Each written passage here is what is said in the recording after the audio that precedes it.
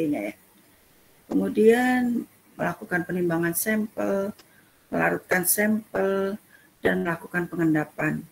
Kalau sudah pengendapan terjadi, dilakukan penyaringan menggunakan kertas saring.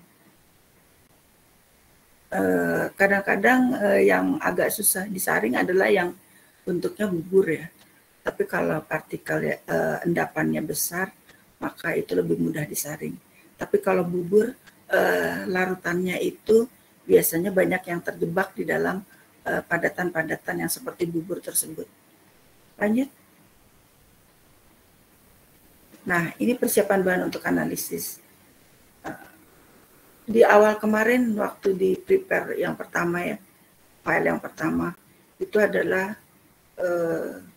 menyiapkan sejumlah besar bahan yang akan dianalisis. Jadi yang untuk dianalisis saja. Kalau kita punya jumlah bahannya banyak, seperti yang kemarin saya pernah sampaikan, maka jumlahnya itu kita kurangi dengan metode-metode pengurangan jumlah bahan ya, yang sudah sering digunakan. Kalau dia berupa padatan bagaimana, kalau dia berupa larutan mengurangi jumlahnya bagaimana ya.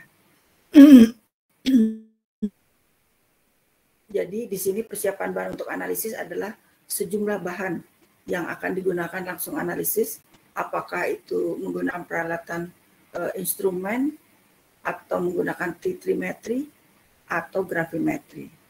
Tapi di sini memang kita sedang bicarakan gravimetri. Ya.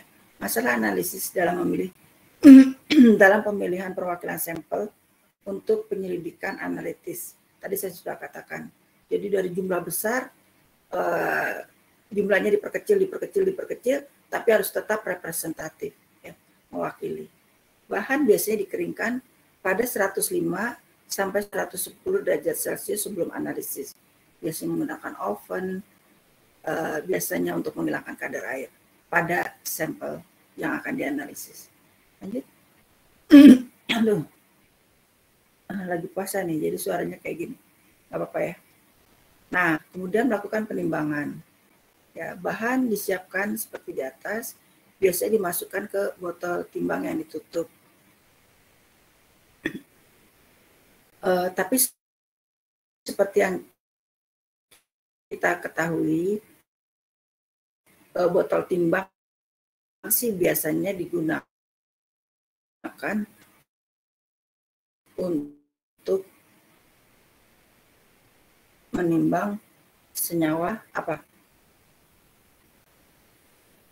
Ulfi. Botol timbang kemarin praktikum dipakai untuk apa? Aduh. Ulfi ada, Ulfi. Novita aja, Novita.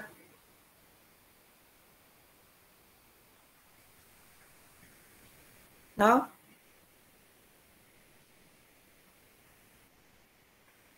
Kemarin botol timbang digunakan untuk menimbang apa, Nov?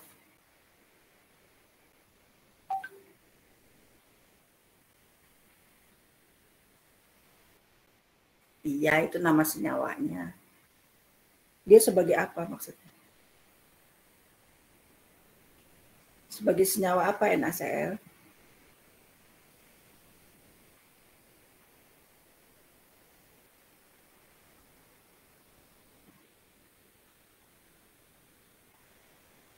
Masa baru praktikum kemarin udah lupa?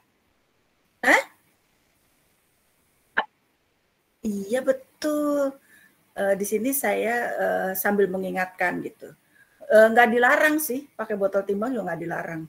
Tetapi biasanya botol timbang digunakan untuk menimbang senyawa ya yang akan menjadi larutan standar primer. Ya. Sekunder aja biasanya kalau tidak terlalu terlalu exactly harus tepat, maka dia bisa tidak menggunakan botol timbang.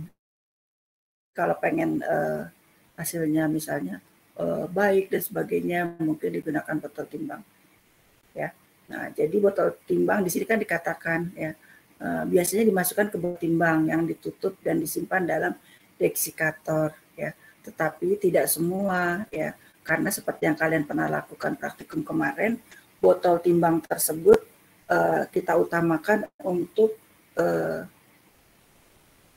menimbang senyawa yang akan menjadi standar primer ya. Kalau sampel biasa aja lah, selama dia tidak higroskopis, tidak perlu yang tertutup. Kalau higroskopis memang kita harus menjaga tertutup karena dia bisa mengambil air dari udara ya. Nanti yang tadinya sampelnya kering bisa menjadi basah, ya. Sehingga perlu dilakukan tempat wadah yang ada tutupnya atau yang membuat bahan tersebut tidak langsung berhubungan dengan udara yang kemungkinan di udara ada uap air. Sampel dengan ukuran yang sesuai diambil ya. Ini karena tadi contohnya dengan botol timbang ya, dari tempatnya, dari wadahnya ya, kebetulan botol timbang sesuai kebutuhan. Botol ditimbang sebelum dan sesudah pengambilan. Nah sebenarnya cara kan pada waktu TDPLK ingat nggak menimbang? Sebelumnya botolnya ditimbang, kemudian ditambahkan ya, kemudian nanti setelah bersama zatnya itu ditimbang, dapat timbangannya berapa dikurangi dengan berat botol. Biasanya jalan yang agak dinolkan tuh namanya dia apa? Dia apa? Devia ya? Devia apa Devia? Di terbu. Iya betul, jadi dinolkan ya. Ini supaya lebih cepat gitu ya. Nah,